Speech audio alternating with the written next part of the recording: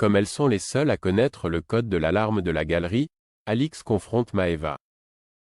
Bien qu'elle ne pense pas que l'adolescente soit à l'origine du cambriolage, elle la soupçonne en revanche de ne pas tout dire. Cherchant à savoir si Maeva était vraiment seule les soirs où elle a fermé l'établissement, celle-ci finit par admettre que Tom est venu la chercher à plusieurs reprises après le travail.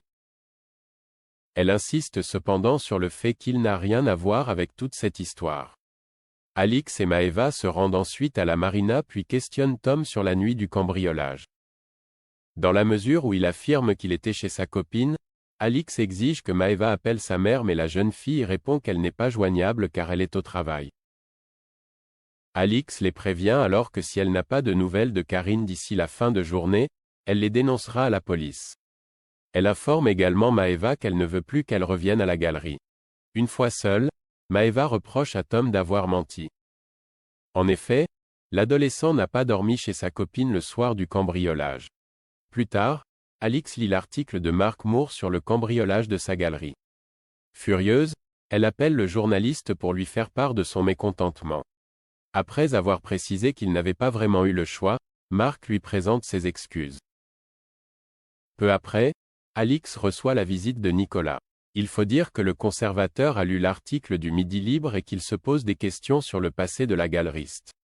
Cette dernière assure donc qu'elle a été innocentée dans toutes les affaires évoquées dans la presse. Dans la foulée, Alix appelle son assurance afin de savoir quand elle sera remboursée. Malheureusement, l'assureur lui fait comprendre qu'elle ne pourra pas être indemnisée si quelqu'un a tapé le code de l'alarme pour la désactiver. De plus, il ne pourra pas assurer sa future exposition tant que le dossier ne sera pas clôturé.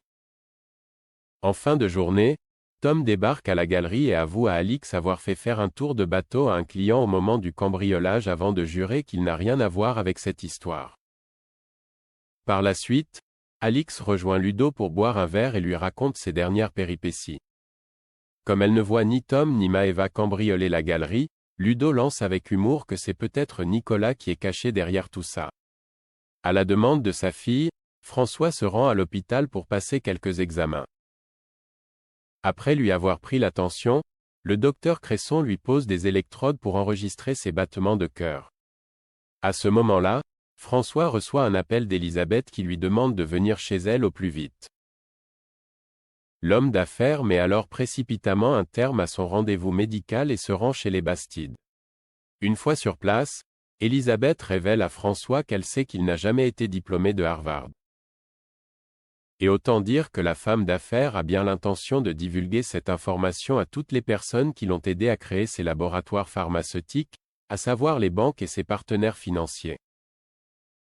Pour usurpation de titre, François risque 1 an de prison, sans compter qu'il pourrait voir sa réputation ternie si cela venait à se savoir.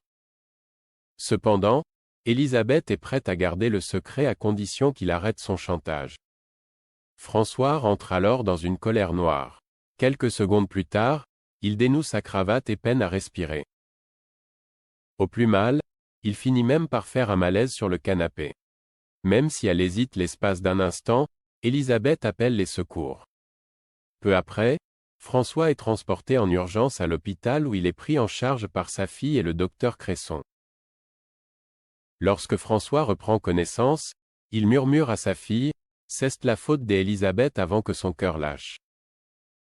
Evan tente bien de le réanimer mais sans succès. François est mort.